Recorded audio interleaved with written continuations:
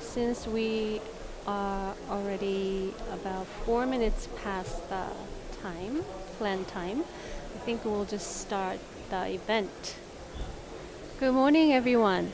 It is my great pleasure to welcome you to the side event hosted by the United Nations Office for Sustainable Development, UNOSD, and the Greenhouse Gas Inventory and Research Center, GIR, of the Ministry of Environment of the Republic of Korea. My name is Yoo Jung Kim, and I am Senior Development Management Expert here at UNOSD. UNOSD is a project office under the UN Department of Economic and Social Affairs, UNDESA, and we are based in Incheon, Korea. We are at the Korea Pavilion at COP26 here in Glasgow, and today's event is focused on the subject of advancing greenhouse gas inventory systems. Please note that this event is being recorded and live streaming on YouTube through the Korea Pavilion channel. Joining us in today's session is the distinguished speakers and experts who will be sharing their knowledge, insights, and best practices related to greenhouse gas inventory systems. So to formally start this event, I would like to welcome to the podium Mr. Chun-Gyu Park, Head of Office at the UNOSD, for the opening remarks. Please give him a round of applause. Thank you, wonderful introduction of me, Ms. Kim. Good morning, good evening, and good afternoon, based on the location where you at. And also, as a head of the office, I would like to express my apologies for delaying a couple of minutes. We are just still waiting for our participants from Guatemala. Okay, distinguished participants, ladies and gentlemen, it is my pleasure and honor to welcome you all with the warmest heart to our side event titled Advancing Greenhouse Gas Inventory Systems. First of all, I would like to thank the government of the Republic of Korea for making this event possible at the Korea Pavilion of COP26. I would like to extend my special appreciation to the Greenhouse Gas Inventory and Research Center of Korea under the Ministry of Environment for co-organizing this event. Also, my most sincere gratitude goes to all the speakers and participants who have graciously made their presence today, either on-site or online. I am sure your insightful presentation and discussions would make our event very instructive and productive. As we recognize the situation more serious here in Glasgow, we are standing in an extraordinary time in human history. The COVID-19 pandemic has caused or threatened hundreds of thousands of lives, devastated the global economy, and all spheres of human life.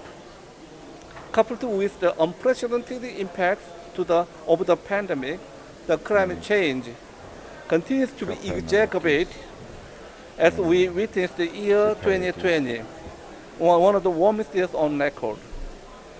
Atmospheric concentrations of major greenhouse gas, a primary driver of climate change, marked the highest level after the Industrial Revolution. The recently released IPCC Working Group 1/6 assessment report shows that the world will probably reach or exceed 1.5 degrees Celsius within just the next 2 decades. To limit global warming to 1.5 degrees Celsius above pre-industrial levels, the world will need to achieve natural carbon dioxide emissions by 2050. Under the Paris Agreement, each country needs to set up their own greenhouse gas reduction target, officially communicated through its nationally determined contributions and NDCs.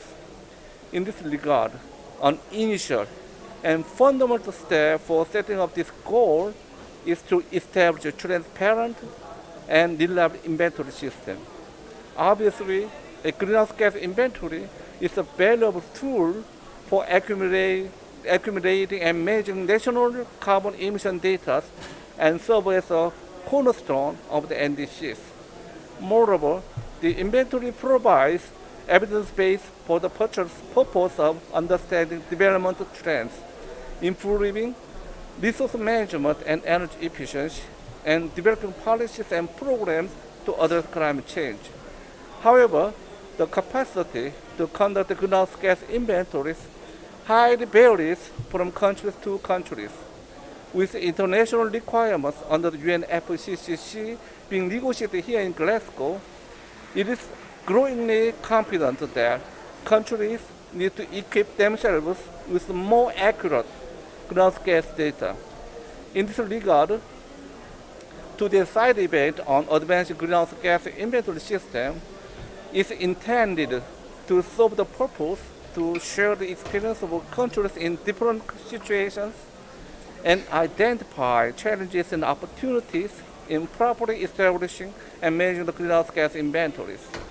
With a mandate to support the member states in developing and implementing the sustainable strategies and policies, our office, the UNOSD, has played active role in the capacity building of our partner countries for tackling climate change issues, including enriching government mitigation tools.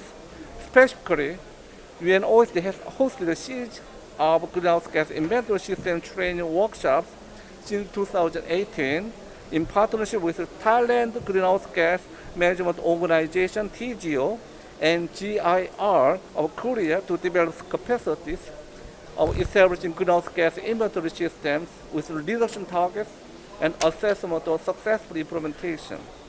As an extension of UNOSD's annual greenhouse gas inventory system training workshop, today's event will have presentations and discussions with experts from India, the Republic of Korea, Thailand, and we hope the Guatemala make through that, joining us both on-site and online to share the experience, best practice, and lessons learned on the GHG inventory system. I sincerely hope that today's event helps to facilitate implementation of a greenhouse gas inventory system in different countries by developing capacities of country representatives, policymakers, and practitioners and experts. In concluding, my office, UNOSD, will continue to perform and accelerate our roles to support governments and stakeholders in finding and developing their transformative and sustainable pathways in achieving the SDGs. We promote sustainable development through a number of activities ranging from knowledge exchange, capacity building, research, policy advice service, and enhancing partnerships. You can find more about our activities at our website at unos.un.org, our Facebook, Instagram, Twitter, and YouTube channels. I hope you stay connected with us. Thank you for your attention. Thank you very much, Mr. Park, for the opening. Now, please join me in welcoming Mr. Dong Hyuk-shin, researcher from the Greenhouse Gas Inventory Research Center of Korea, for the welcoming remarks. Thank you. Thank you for having me, and thank you for wonderful remarks from Mr. Park. Good morning, colleagues, distinguished guests, ladies and gentlemen. It is such a great pleasure to meet you all today here at Glasgow. On behalf of President of Greenhouse Gas Inventory and Research Center of Korea, I would like to express my sincere gratitude to UNOSD, as it is my privilege to speak at this meaningful event on advancing greenhouse gas inventory systems. Under the Paris Agreement, signed in 2015, it is imperative for the global community to respond to climate crisis by substantially reducing greenhouse gas emissions, which can be done with the management of national inventories through Enhanced Transparency Framework (ETF). Collective efforts have been increasingly stressed as the most recently released IPCC report demonstrate that the scale of change across the whole climate system is unprecedented. There is strengthened evidence of many weather and climate extremes across the globe, as we are witnessing heat waves, droughts, and heavy precipitation more frequently that have severe impacts on lives in every part of the world. The message from the report is undoubtedly clear. More stringent actions are required now, more than ever, to significantly reduce greenhouse gas emissions and tackle climate change. We are very aware that there are challenges in responding to climate emergency, and we have different local situations. But one thing for sure is that we all have the possibility to prevent damages from climate change. As a first step, countries need to act together to develop an effective mitigation tool for enhancing management of national carbon emissions data, and that tool is none other than a national GHG inventory. As the significance of the GHG inventory and the role of its systems is highlighted for addressing climate change, there has been an increased need for capacity building support to utilize the inventory and facilitate the implementation of the system. To respond to such need and also meet our commitment to climate action, GIR launched its first international training program on greenhouse gas inventory in 2011. Then we started co-hosting the program with the UNFCCC since 2017, and also with valuable support from PATPA Secretariat. Since then, more than 380 trainees from 95 countries have successfully completed the 4-week intensive training program. And now the program is one of the world-renowned capacity building programs in the areas of greenhouse gas MIV and the transparency framework under the convention, as well as the Paris Agreement. There is no doubt the strong commitment of UNOSD to enhance capacity of countries through workshop on GHG inventory is much appreciated and highly valued. The workshop provides a platform to share extensive knowledge and hands-on experience of professionals in academia, industry, and research institute, making great contribution to climate change mitigation. Colleagues and distinguished guests, as I said, there are challenges which remain to be solved, and solutions may differ across countries. The situations we are in are different, but that should not stop us from acting together. I believe today's event will be a great opportunity for everyone, whether they are country representatives, policymakers, practitioners, or experts in the field, to share the current level of capacity, lessons they learn, and challenges they face. It will definitely become valuable resources for many of us to better develop, manage, and implement the greenhouse gas inventory systems.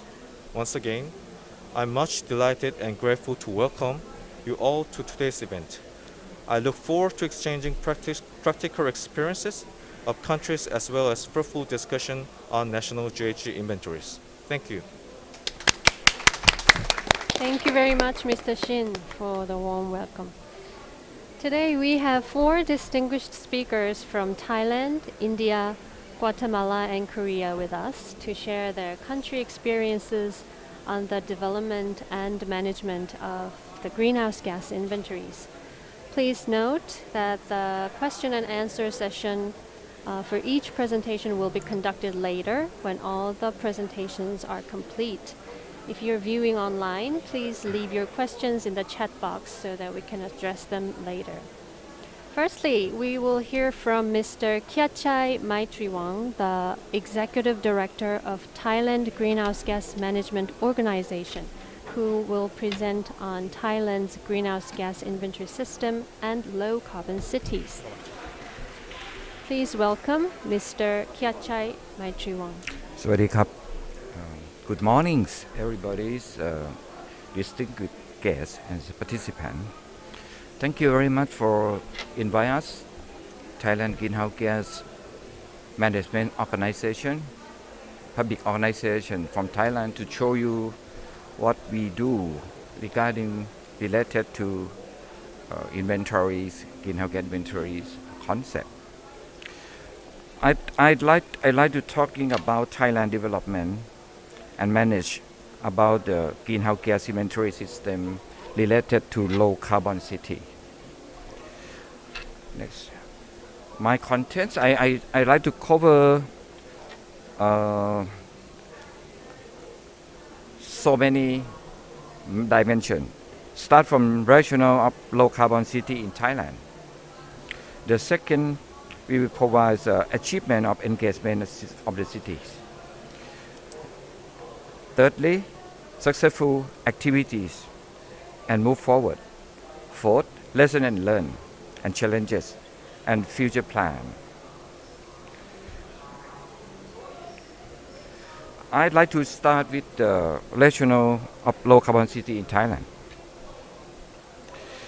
Thai governments had awareness on climate change crisis as a global agenda and put into our Thailand 20 years national strategies and national economic and social development plan since 2007.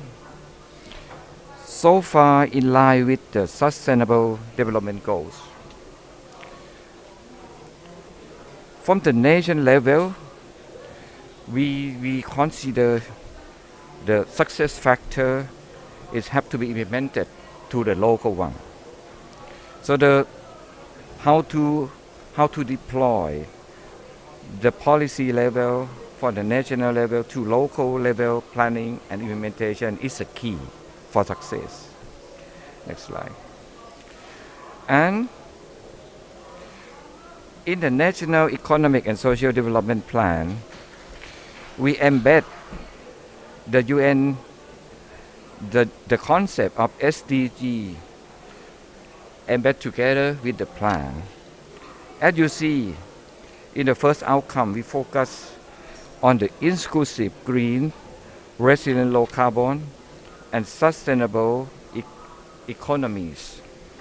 That we have a high value added on green economies and eco-friendly living.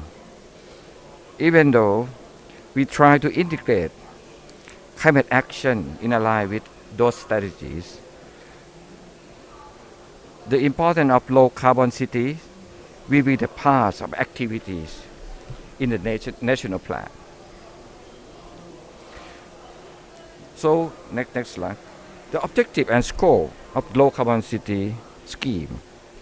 We try to have a sub-national level by develop the city greenhouse gas inventory at the provincial levels.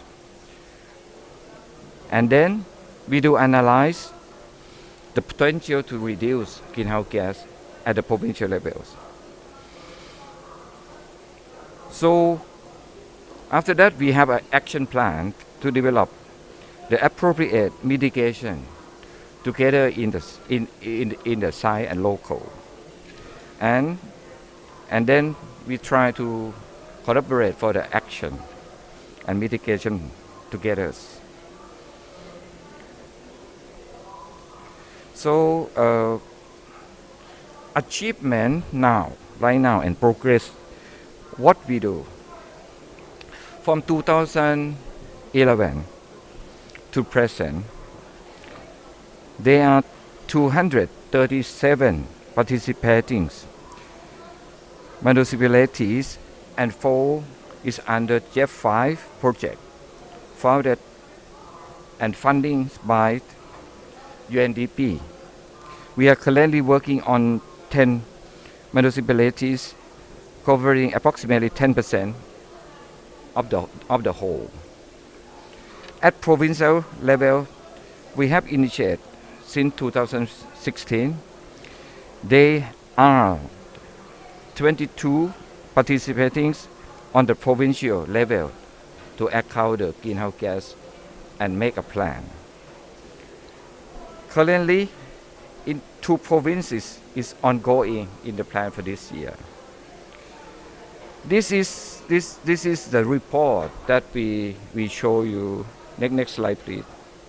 This is the greenhouse gas for the 22 provinces in Thailand that we divide. The Bangkok is the number 1, and some industrial area is number. So that we try to make is a sub NDCs to make all provinces try to make them reduce. And we deploy the nationwide target into the city and provinces. And we do also for analytics, for like a per capita, and which sectoral, like energies, industrial, waste, agriculture, or something like that, and green area for our country to deploy. And make a plan. And then, so anyway, TGO as a promoter, we do collaborating to approach the low carbon city concept, starting from enhance them the capacity building, and make the step-by-step progression.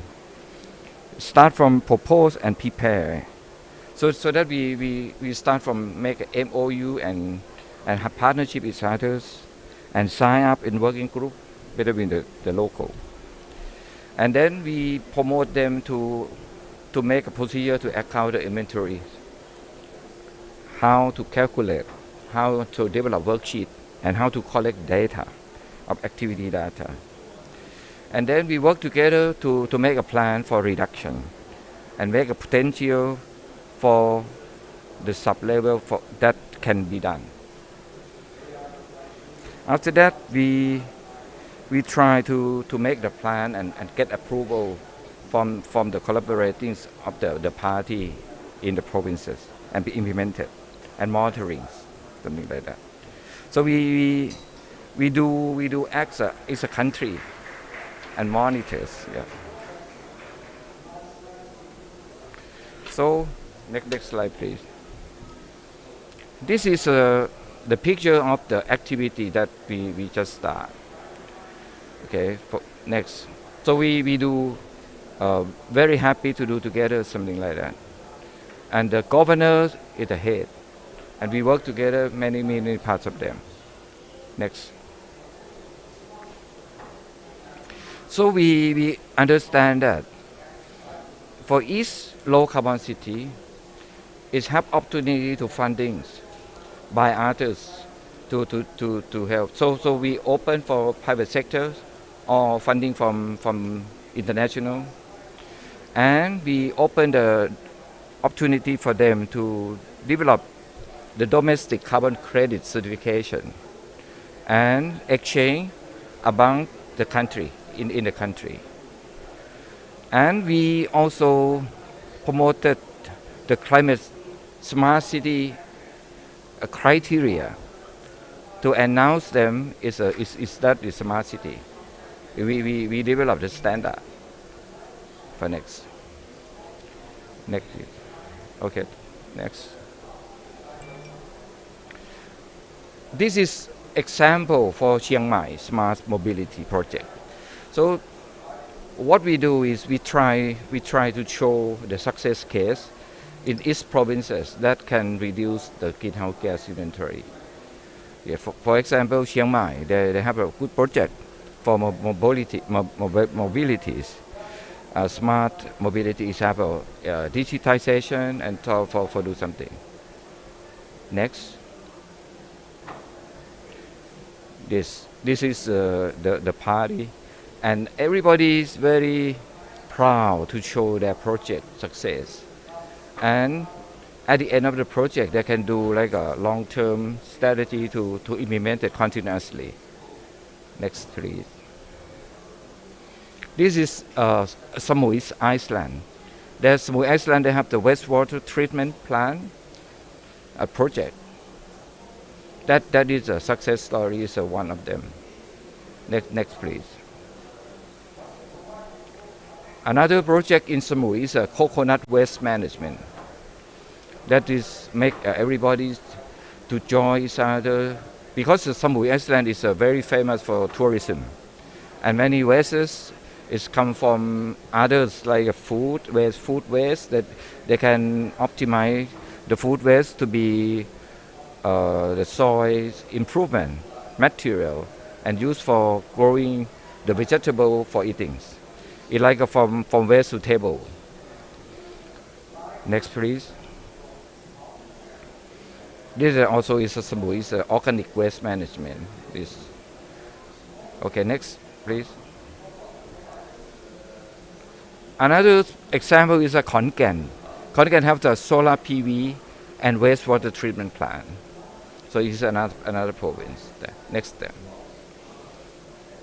Khon Kaen also is waste to energy, electricity, and waste management. So we try to advise and make the action plan for each thing. Khon Kaen is one of wonderful province. Next, please. Okay, we do like it's a model, but now we can get the lesson learned and challenges, and try to do next. Okay, please come to lesson learned. Next, we find the city pride and being the role model is one of the things that we can promote. The second thing is the system for monitor and evaluating achievement is one of success that we have to implement it systematically. And especially for the city greenhouse gas accounting reporting system is one of the key things that they require us to provide them like a platform easily and make standardized for collecting data for many parts of the city to collecting in the same system. And then we like to enhance this kind of thing is strengthen institutionally arrangement. So that means it's possible to make it like a scale up to be the whole country. Next, please. Okay, our challenge is how private sector's collaboration can be can work together and see how success. So sometimes we got a problem on the collaboration. The second thing, COVID-19 pandemic is a big issue that breaks our action. Anyway, how continuous do a capacity building so for everybody to understand and scale up to whole country, it's a bit difficult. And for sure, is a discontinuous budget support from international maybe is a problem for us. Okay, so next. So we do plan. Next page. We try to make it happen, and because of this year in COP26, Thailand changed our ambition to be carbon neutrality in 2050. So one of the key factors we think the city part should be the key success factor, not only cooperation but also the area base. So that we try to promote the city climate action initiator. We try to make them have a target. Okay, and we formulate Thailand Climate Action Conferences, TCAC. That's like we try to duplicate COP, but it's a COP, we call it COP Thailand. And we make all the provinces to make a pavilion like this, and cooperation area work together. Unfortunately for this year, we plan to start this year, but based on COVID, we have to delay to next year.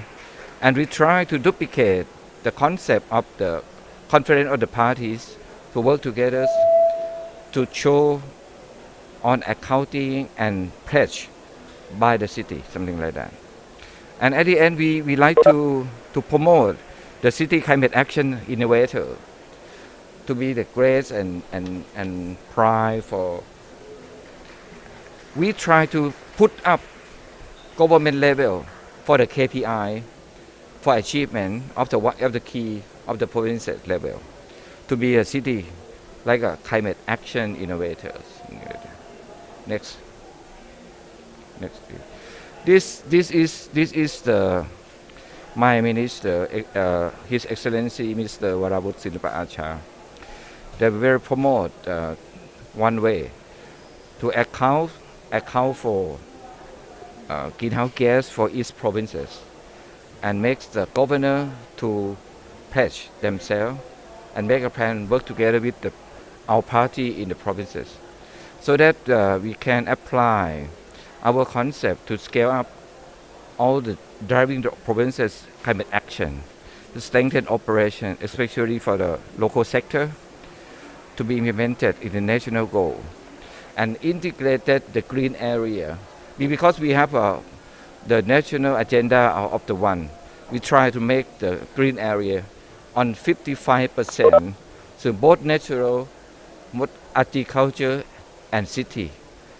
Integrate this both sectoral energy, waste, industrial, agriculture together with forestation. So that all area, some province they have a green area, some province is less and industrialized, so they can do the crediting and offsetting and market mechanism as well.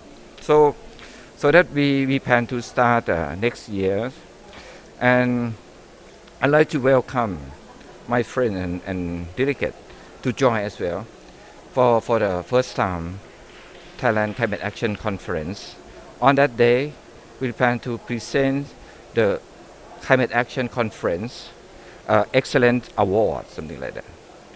So that is our initiative to try to make the smart city and the low carbon city viewpoint to achieve our nationally determined contribution at the end.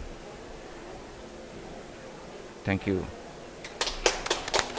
Thank you very much, Mr. Kachai Maitriwong. I think that was an excellent introduction to the Thailand's inventories with the perspective of local level. Our next presenter is Dr. Sanghamitra Adhya, who is joining us online. Dr. Adhya is Associate Professor at Kalyani College in India. You have the mic, Doctor. Good morning. Good morning. Good afternoon, wherever you are. Greetings from India.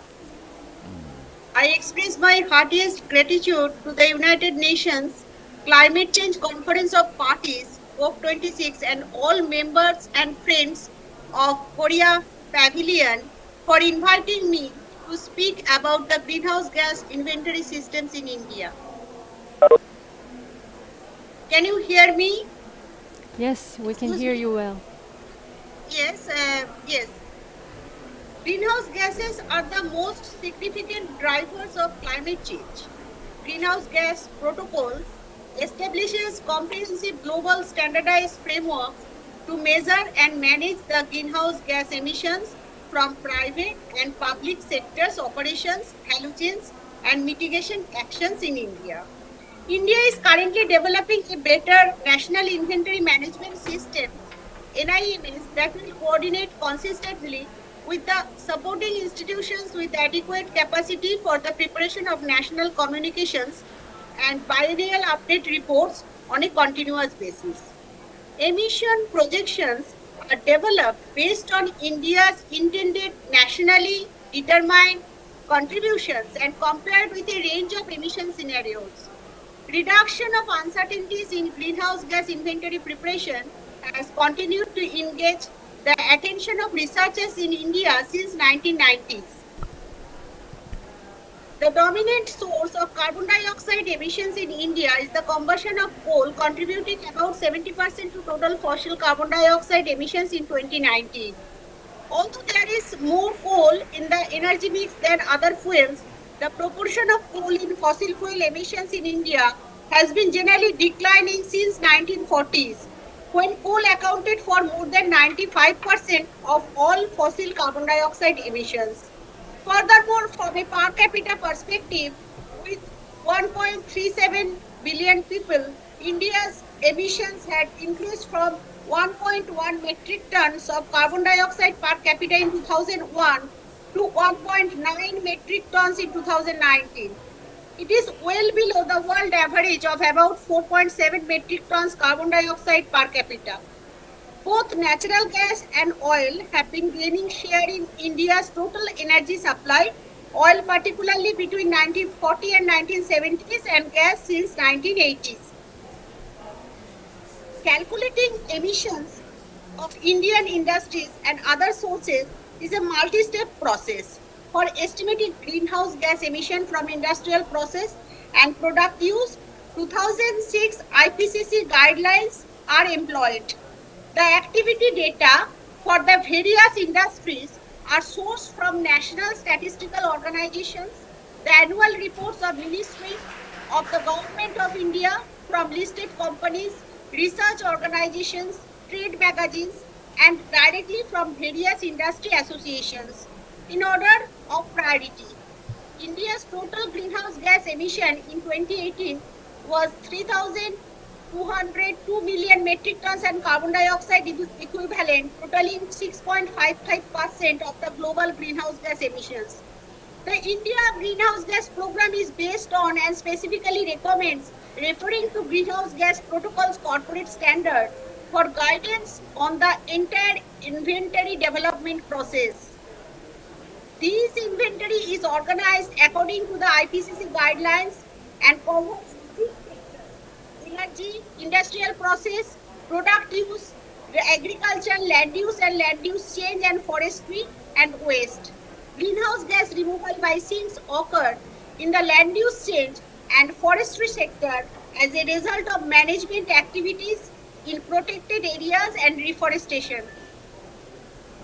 On 18th July 2014, the India Greenhouse Gas Program launched the Greenhouse Gas Accounting Tool to mainstream the measurement of management of greenhouse gas emissions in Indian business.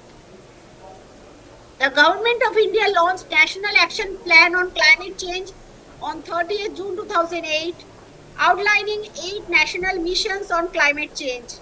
They are National Solar Mission, National Mission for Enhanced Energy Efficiency, National Mission on Sustainable Habitat, National Water Mission, National Mission for Sustaining the Himalayan Ecosystem, National Mission for Green India, National Mission for Sustainable Agriculture, and National Mission on Strategic Knowledge for Climate Change.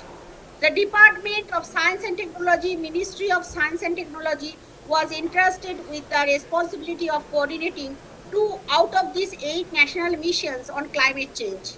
These are National Mission for Sustaining Himalayan Ecosystem and National Mission on Strategic Knowledge for Climate Change. India has also been taking tangible steps to its Paris Climate Agreement commitment intact, specifically by keeping carbon dioxide emissions low and mitigating intensity. Road transport is the largest consumer of commercial fuel energy within the transportation system in India. Different fuel types are used here. The Government of India approved the National Mission on Electric Mobility in 2011 and subsequently National Mission on Electric Mobility PAN 2020 was unveiled in 2013. As a part of this project, India is strongly encouraging and promoting hybrid and electric vehicles in the country. Although greenhouse gas emissions are projected to drop about by 200 million tons in 2020 due to travel bans and economic slowdowns resulting from COVID-19 pandemic, but this improvement is only a temporary case. Within energy sector, it is predominant source of amounts to about 57% emissions. Major fuels consumed in the power plants for electricity production in India are non-coking coal, dry natural gas, lignite, diesel, residual fuel oil, and naphtha. The Smart City Mission or SCM project and Atal Mission for rejuvenation of urban transformation, both centrally sponsored schemes, were launched on 25th June 2015. Under SCM, 100 smart cities have been selected through a 2-stage competition. the population growth is projected to slow down and will have a progressively smaller effect on emission in the next decades.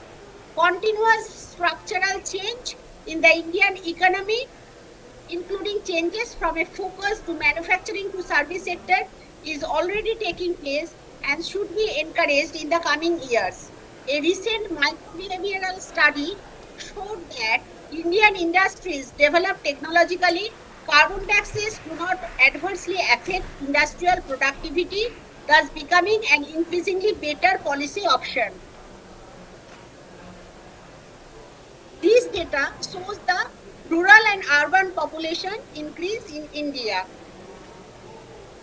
The government of India launched National Action Plan on Climate Change on 30th June 2008 and 8 national missions on climate change. These 8 national missions include National Solar Mission and National Mission on Enhanced Energy Efficiency. Now, we are developing web-based program for mitigating climate disasters. A web-based program which would use the statistical models and real-time data for flood and drought predictions is now necessary for India. The web-based tool has 3 distinct features. Built-in statistical models to analyze the historical data on rainfall and its pattern, assessing the probability of occurrence on rainfall of different magnitudes and standard precipitation index based on the observed cyclonic activities between 1891 and 2019 on average, while at least 5 cyclones develop over North Indian Ocean in a year, with an average of 4 cyclones activities developing over Bay of Bengal and 1 cyclone activity developing over the Arabian Sea. The India Meteorological Department, IMD, continuously track and issue regular warnings following the multi-stage macro to micro scale assessment of the intensity and track of the cyclone as per NDMA guidelines, and days ahead of super cyclone landform, the information is translated into possible impacts, spatially considering the available data of vulnerability. The cyclone advisories are issued through various digital communication mediums such as local cable TV, voice SMS, live radio programs and direction, and expected wave height of the cyclone on FM radio, local newspaper, periodic flash news, bulletins. In addition of various NGOs, foundations and trusts are engaged to communicate the advisories to the most vulnerable people. All this enabled evacuation of population living in low-lying areas of coastal lands and one-storied house within 0 to 10 kilometers of the coastline to be evacuated and nearby cyclone shelters and otherwise safe buildings. India is determined to continue with its ongoing interventions, enhance the existing policies to achieve the contributions and launch new initiatives in the following priority 8 areas. India is very vulnerable to climate change, so introducing new, more efficient and cleaner technologies in the thermal power generation, promoting renewable energy generation and increasing the share of alternative fuels in overall fuel mix, reducing emissions from transport sector, promoting energy efficiency in the economy, notably industry, transportation, building and appliances, reducing emission from waste, developing climate resilient infrastructure, full implementation of Green India Mission, afforestation, planning and implementation of action to enhance climate resilience and reduce vulnerability to climate change. Forests react sensitively to changing climate as climate and forest are closely linked. Various legislations and acts have been formulated by the Indian government for conservation of forests and their resources. According to Ministry of Environment, Forest and Climate Change, Government of India, approximately 80% of the country's terrestrial biodiversity exists in forest, and more than 300 million people have a high dependency on the forest for their livelihood.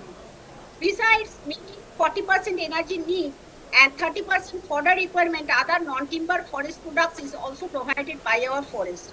Mitigation and adaptation measures are thus encouraged by the Government of India through plantation, afforestation and reforestation programs to conserve and enhance the carbon sink. Compensatory Afforestation Fund Act in 2016 has made afforestation mandatory in case of diversion of forest land to non-forestry uses.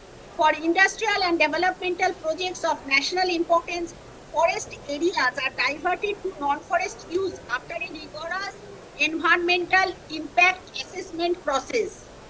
As part of this pledge under the 2015 Paris Climate Agreement, India, the world's third biggest carbon emitter, is supposed to reduce its carbon footprint by 33 to 35% from 2005 levels to 2030. Also, India aims to produce 40% of its power from non-fossil fuel sources by 2030. Thank you. Thank you very much, Dr. Athiya. That was a very informative presentation on the greenhouse gas emissions in India.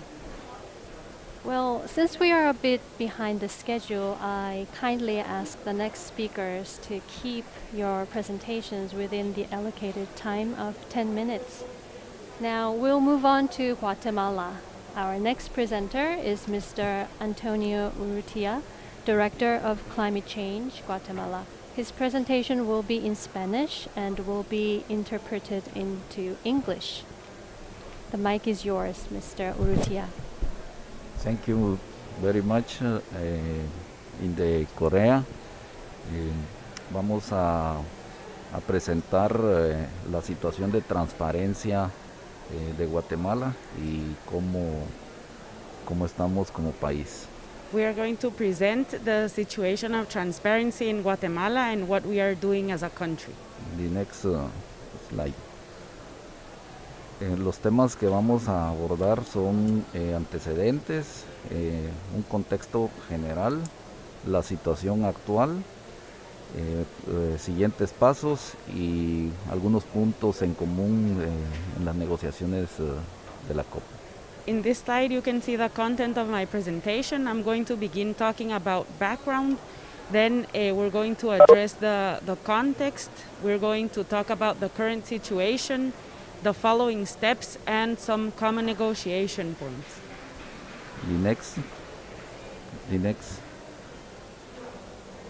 Como antecedentes, podemos comentarles que lanzamos una primera comunicación nacional que contiene inventarios de gases de efecto invernadero basados en las guías del IPCC en el 2001.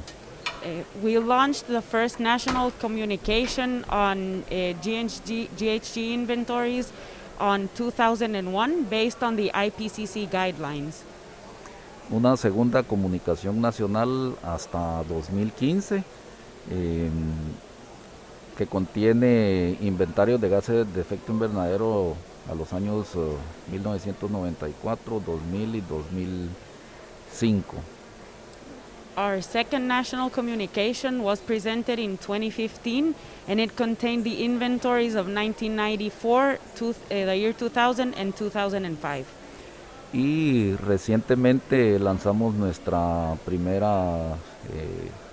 tercera comunicación nacional que contiene siempre los reportes de gases de efecto invernadero al año 2018. We have just launched our third national communication that contains the inventories up to the year 2018.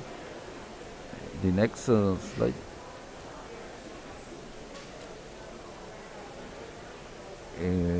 Bueno, como parte de la base que se ha utilizado y que hemos considerado, es que se tiene una política nacional de cambio climático.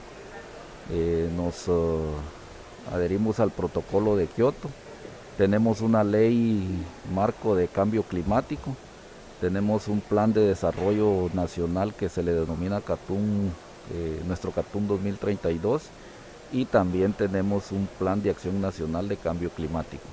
Here you can see the institutional framework and the legal framework that we have on climate change in Guatemala. We have a climate change policy. Guatemala has ratified the Kyoto Protocol. We also have a law on climate change. CATUN 2032 is our national development plan, and we also have a climate change national action plan. This has served as the basis for our action on climate change. The next, please. Como contexto general podemos compartirles pues que todas aquellas intervenciones antropogéneas que generan emisiones y la búsqueda de sus reducciones. Participamos activamente en la Convención Marco de Naciones Unidas sobre Cambio Climático. Hemos también considerado la 21 conferencia de las partes de la COP21 realizada en París en diciembre de 2015, donde se ratificó el Acuerdo de París. Here is a little bit of the background. We are addressing anthropogenic GHG emissions. We are actively working under the UNFCCC, and we use the guidelines given by the IPCC. We are also a part of the Paris Agreement. Hemos implementado el marco de transparencia definido en el Acuerdo de París y pues también usamos las guías y formatos comunes de textos y tablas para el reporte de las emisiones en una forma unificada. Our transparency framework is based on what is established in the Paris Agreement, and we are reporting using the guides and the common table formats for our reporting. The next, please. También contamos con una estrategia de bajas emisiones. Consideramos todos los aspectos del Acuerdo de París. Nos basamos también en un marco reforzado y pues también los reportes de la convención y lógicamente pues un sistema de monitoreo, reporte y verificación, así como también pues tenemos todo lo relacionado a los inventarios de gases de efecto invernadero. Guatemala has a low emissions development strategy that was published. We adhere to everything that is established in the Paris Agreement, including the enhanced transparency framework, the reports that we have to submit to the UNFCCC. We have published our GHG inventories, and we have a monitoring, reporting and verification system. The next, please.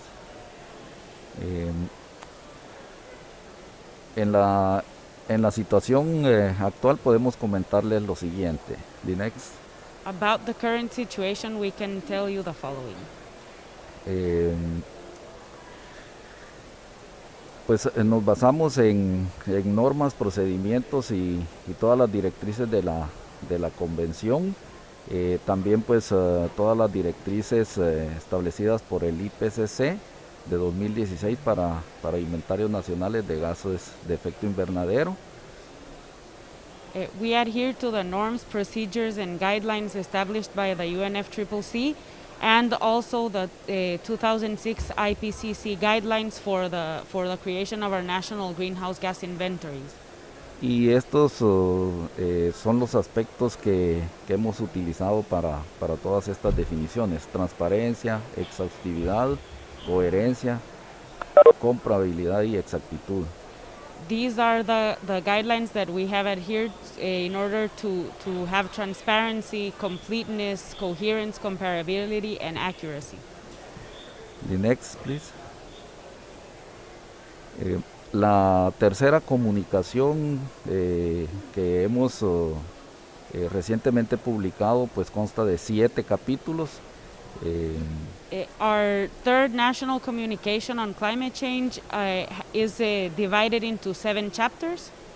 Esta está publicada, si ustedes quisieran más detalles, en la página del Ministerio de Ambiente de Guatemala. If you would like to find the publication, you can find it available in the Ministry of Environment's webpage. The next, please. Y el proceso metodológico mejorado que se ha utilizado, pues es el siguiente: el uso de guías de inventarios del IPCC 2006 y el refrescamiento 2019. We have implemented an enhanced methodology process to establish this third communication based on the 2006 IPCC guidelines and the 2019 refinement. El uso del marco de transparencia reforzado definido en el Acuerdo de París, y pues que ha sido un proceso participativo incluyente donde se han recabado todas las informaciones de los diferentes sectores emisores. We have used the enhanced transparency framework of the Paris Agreement. The process has been inclusive and a lot of participation. They have included the different sectors in order to create these inventories. The next, please. Y the next, please.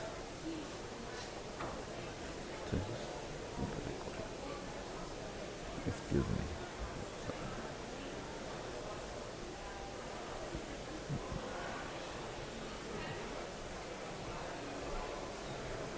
Bueno, ¿por qué tener un sistema de monitoreo,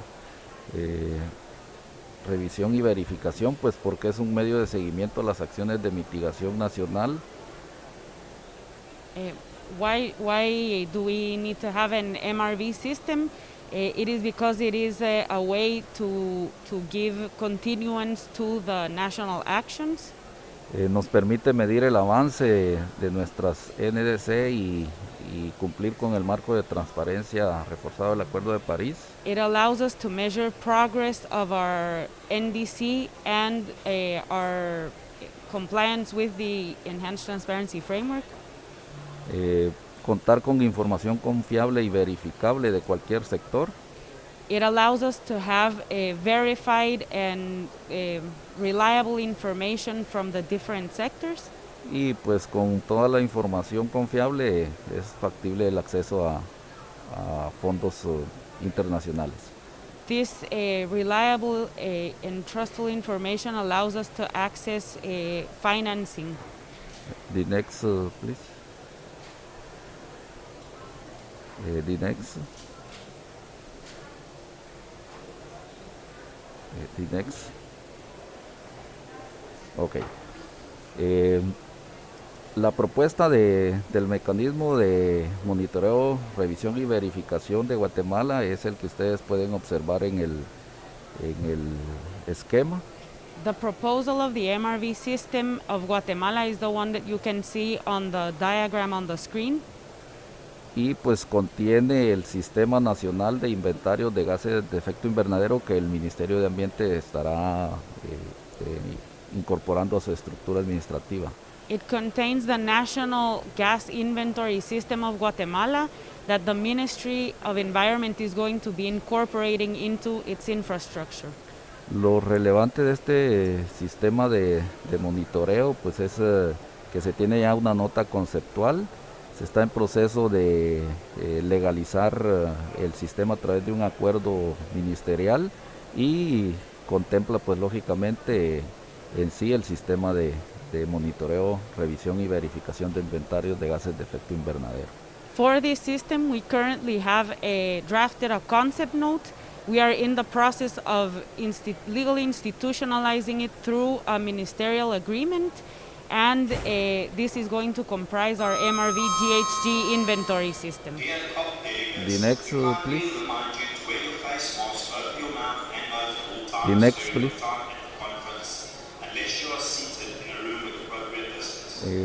Algunos de los componentes de este sistema pues es un sistema de archivo general de toda la información. The first component of the system is a filing system. Un subsistema de inventarios. Actualmente funciona a través de consultores, pero la intención pues es administrarlo directamente en el ministerio.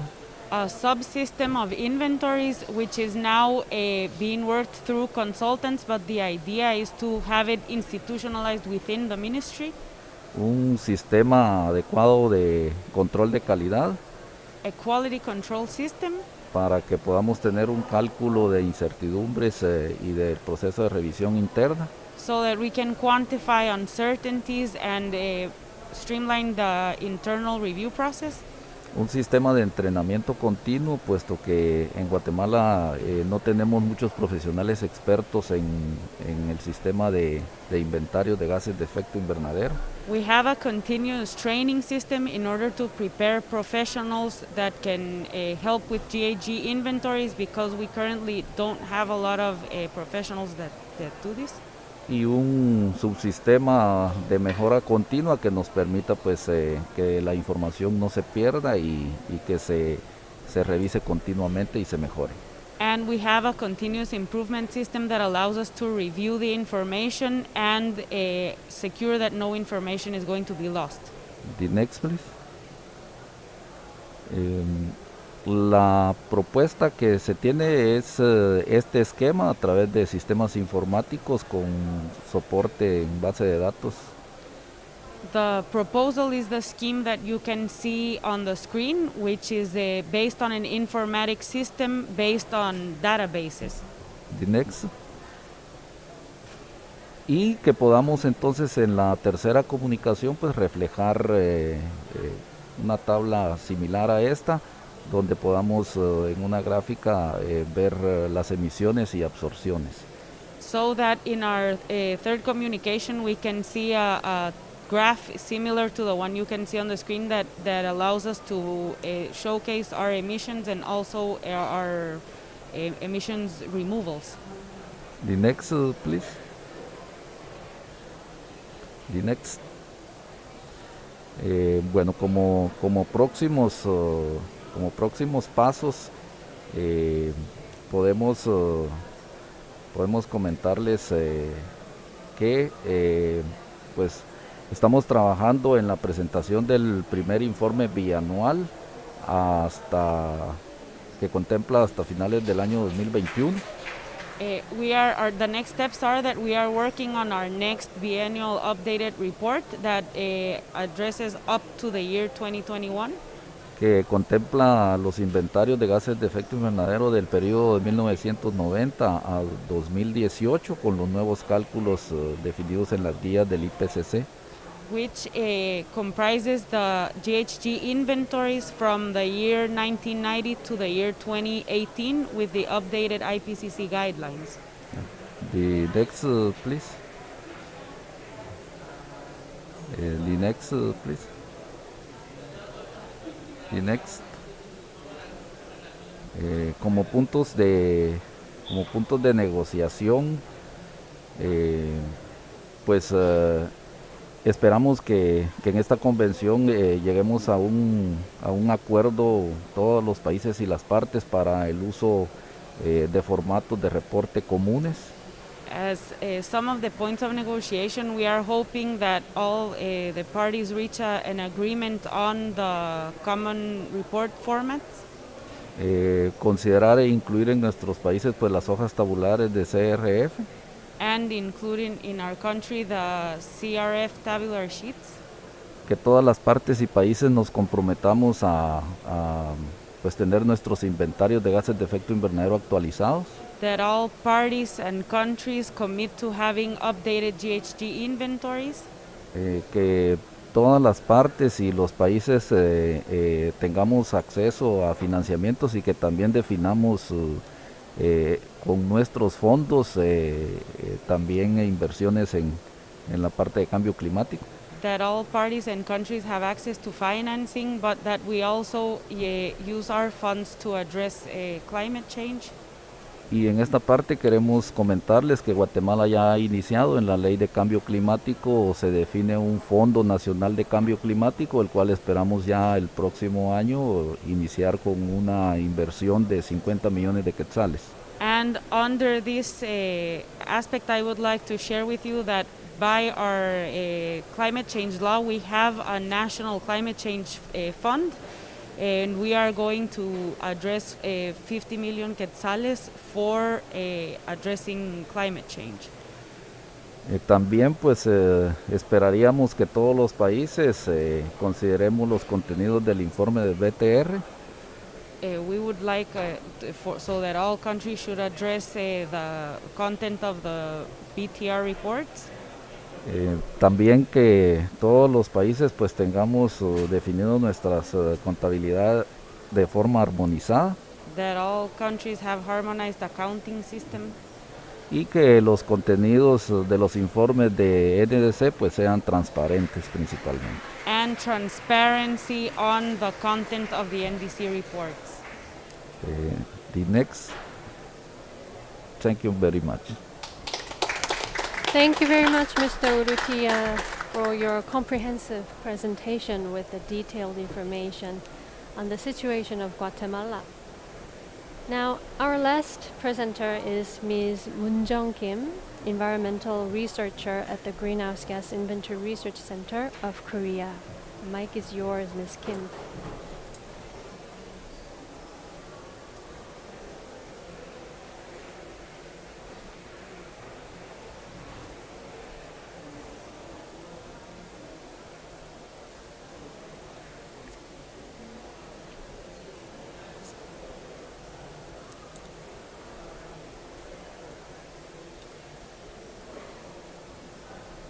Okay.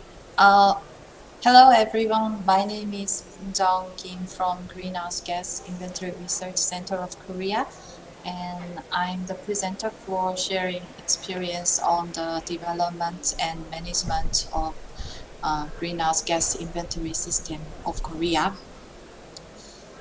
These are my presentation contents for today. I will briefly introduce the Korea legal basis to the climate change and the path we have followed for setting GHG inventory system since 2009. And then I will explain Korean MRB system and followed by the national inventory status and some lessons learned from past experiences. So, regarding the legal basis, Korean government enacted the Low Carbon Green Growth Act as the basic law for greenhouse gas mitigation efforts in 2010. And as you can see on the right side, the September this year, government passed a new climate law for mandating national carbon neutrality by 2050, which will be enforced from next year. And under the legal basis, the first national reduction target was submitted in 2010, and then 5 years later, NDC target for 2030 by 37% from EAU was submitted in 2015. And the Korean government put a lot of efforts to accomplish reduction target with emission trading scheme as well from since 2015. So as you can see, those targets were fully supported by national inventory systems such as MRV guideline and development and verification guideline for country-specific emission factor and etc. Under the Low Carbon Green Growth Act, enforcement degree was established in the same year, 2010, to show the detailed guidelines for each articles. So according to the And according to the 36th of Enforcement Decree of Low Carbon Green Growth Act, GIR is established to analyze the national target and to operate integrated information management system to support the government to research the greenhouse gas reduction and to cooperate internationally. Second topic is about GHG MRV system of Korea. Let me explain the measurement, reporting, and verification process of Korea. Basically, MRV system is based on the IPCC guideline as other countries do. So then step one, the GIR prepares MRV guidelines to determine the main methodologies every year, and then relevant ministries collect the data and estimate using the collecting data and emission factor. They estimate greenhouse gas emissions, and then they report activity data and inventory to GIR. And as a second step, the GIR verify activity data inventory which are submitted by relevant ministries. Normally it takes 2 or 3 months at least. And during the verification process, GIR reviews the methodologies, activity data, and some emission factors, and then we request relevant ministries to revise the draft inventory to correct some errors we found out. And after correcting errors, the revised draft inventory is submitted by relevant ministries again, and then finally national inventory is confirmed by working group and committee, and then the GIR national inventory is released on at least until the end of the year. This is about institutional arrangements. As can be seen on the left, each sector's inventory is submitted by a relevant ministry.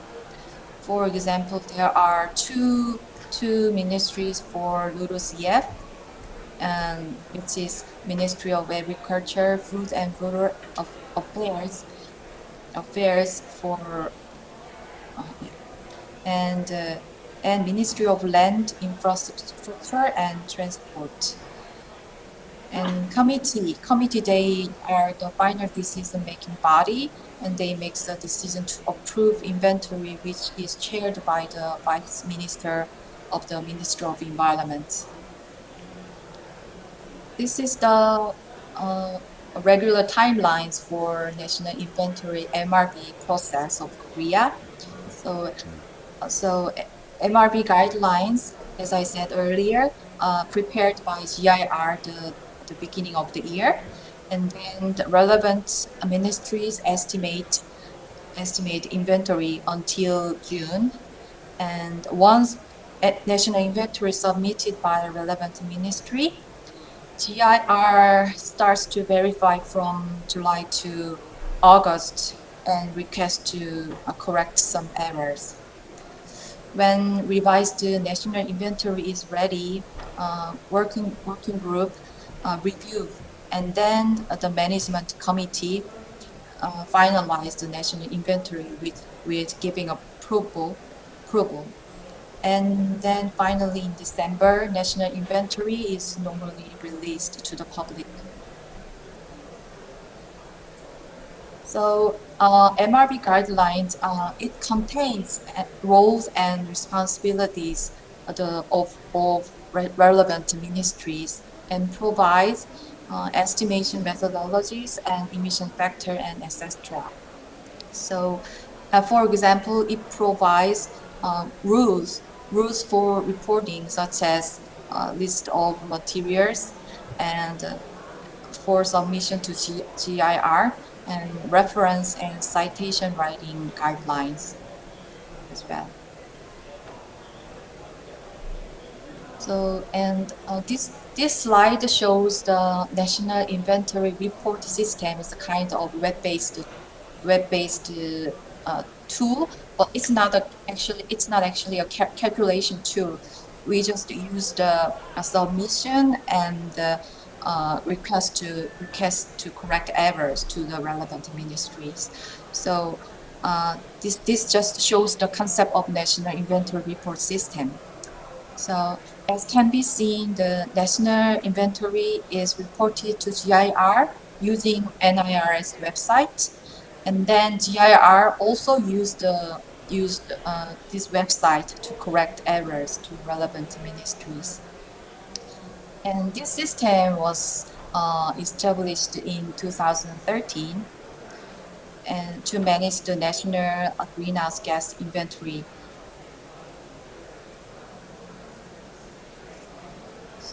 So this is the actual main screen of NIRS. So this is the first screen. So the relevant agencies, they just log in and then they submit the reports and activity data and some relevant documents. And then we can just some data check for using this NIRS. So, we can check out some missing data and the calculation error, and we sometimes we request the more detailed explanation for the omission of the data, this system also shows some statistics like this graph. So final figures tables are produced in this website. We also set the National Greenhouse Gas Inventory Management Plan to improve the national inventory quality.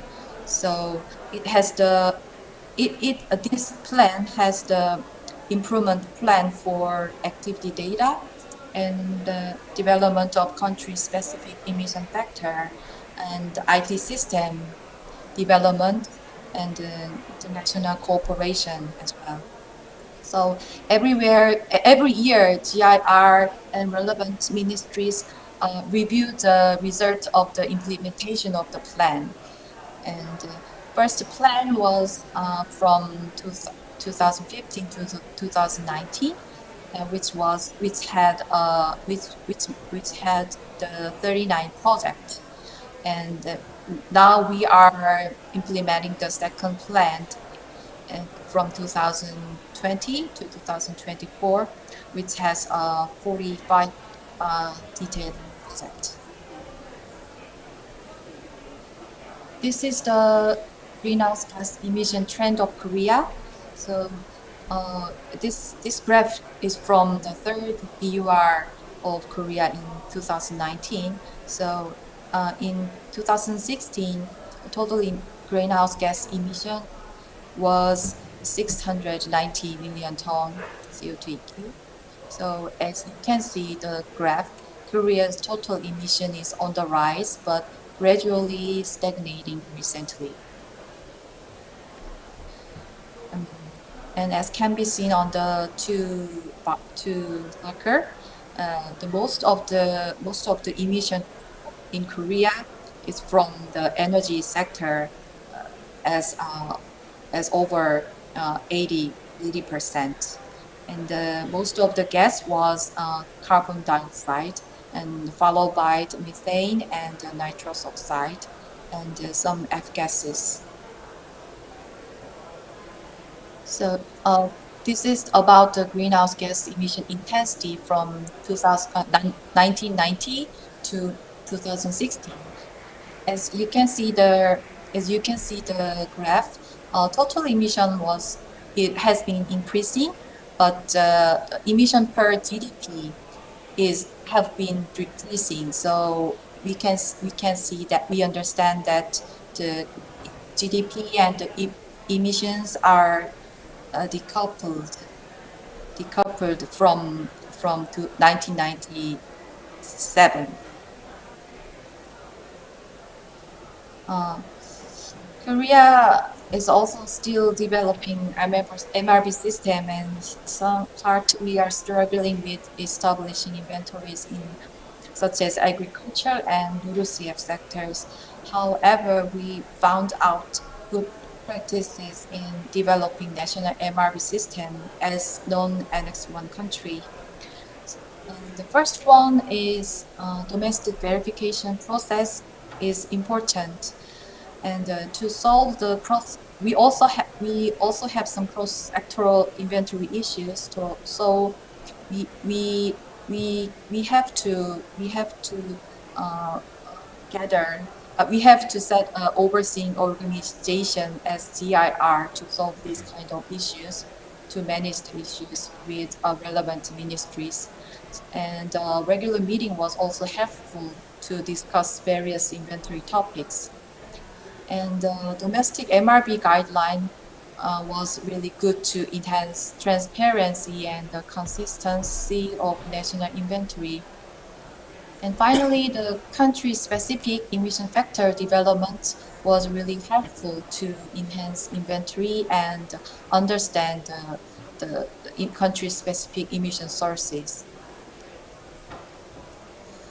We still have some key challenges. Korean government is preparing national inventory to transition from 1996 guidelines to 2006 IPCC guidelines. For applying 2006 IPCC guidelines, we need to collect the detailed activity data, which is not easy to make in a short time. So we also have some cross-sectoral issues to be solved, like estimation of renewable energy emissions between waste sector and energy sector. And in the LULUCF sector, we also need land metrics to estimate carbon removal and emissions. So GIR is trying to solve these issues with relevant ministries together. Yeah, I hope this presentation could give useful information to countries who are preparing national greenhouse gas inventories. This is the end of my presentation. Thank you very much for your attention. Thank you so much, Ms. Kim, for your excellent presentation. We don't have much time left, but let us now proceed with the Q&A. So for questions, we ask the online participants to submit their questions during the registration. And today I would like to focus on the two questions from Tesjagar Bomsen from Mongolia, which I found very relevant to today's topic. So the first question is about how to establish the data collection system from relevant organizations. How do you deal with the situation when there is very limited human and financial resources in the organizations responsible to provide required data, and how can you get the data collected in a timely manner? And the next question is about the time series of activity data. When the data and the statistics from these organizations are not complete, it's very difficult to extrapolate back to 1990. So how are you tackling this issue in your team or country?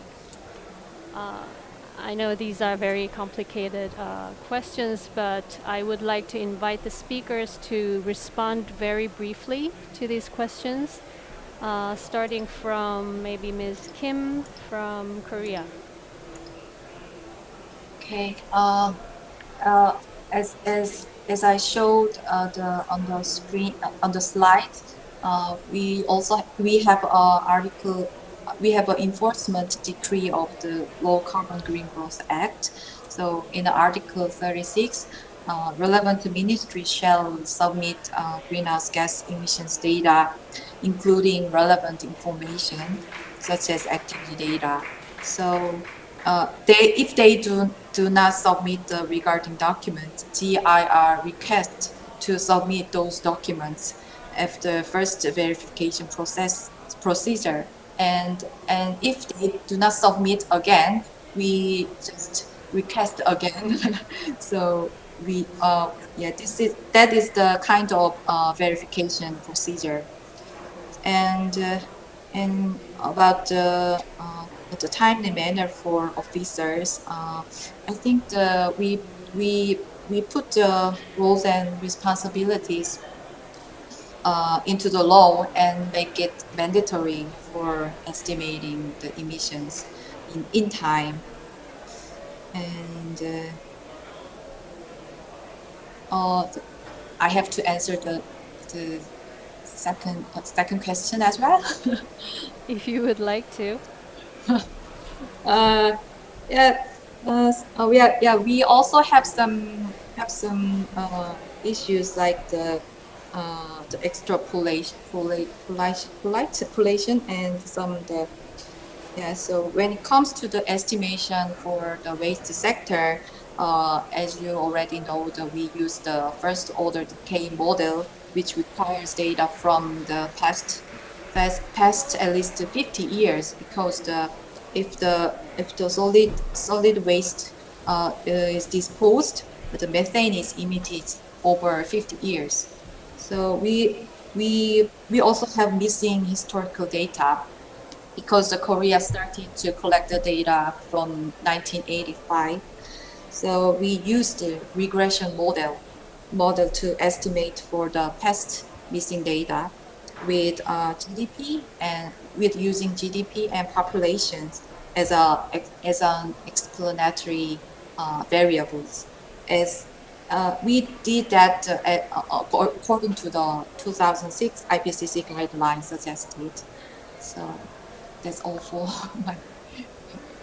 the questions. Thank you. Thank you for your response, Ms. Kim. And would any other speaker like to respond to these questions as well? Please let me know. Yes, thank you for question. Shall I answer? Yeah, sure. Please go ahead. Thank you. Building a vast national data repository system, it is essential to calculate accurate greenhouse gas emission from different sources. So we have governmental sources and non-governmental sources to collect the data. Open Government Data, OGD, Platform India, the annual survey of industries, which conducts by the National Survey Office, Central Electricity Authority, the Indian Council of Agricultural Research, the Central Pollution Control Board and State Pollution Control Boards of each states monitor and evaluate the greenhouse gas emissions and waste sector performance in India. So for the second question, if any researcher, any student or any Indian citizens want to collect the data, they have to apply online or they have to send a letter to the respective authorities of these institutions, and they will get the data for their research purpose free of cost. And for the last question, the 30-year average condition of climatic data, which we generally used previously to calculate estimation and extrapolation of the normals, especially climate normals, which include linear trend fitting and optimal climate normal, now are not very useful because of rapid changing climate.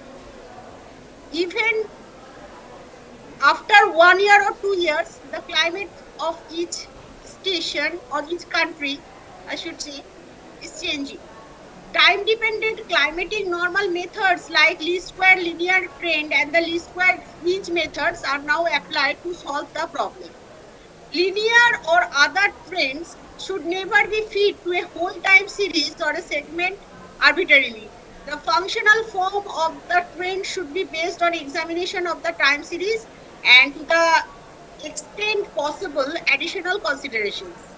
And number two, any assessment of the historical impacts of the data and their use in risk analysis or prediction must take into account the climate change factors and to the extent possible separate its effects so that we can understand the changes in the temperature, rainfall, or precipitation and other atmospheric and climatic phenomena theory precisely.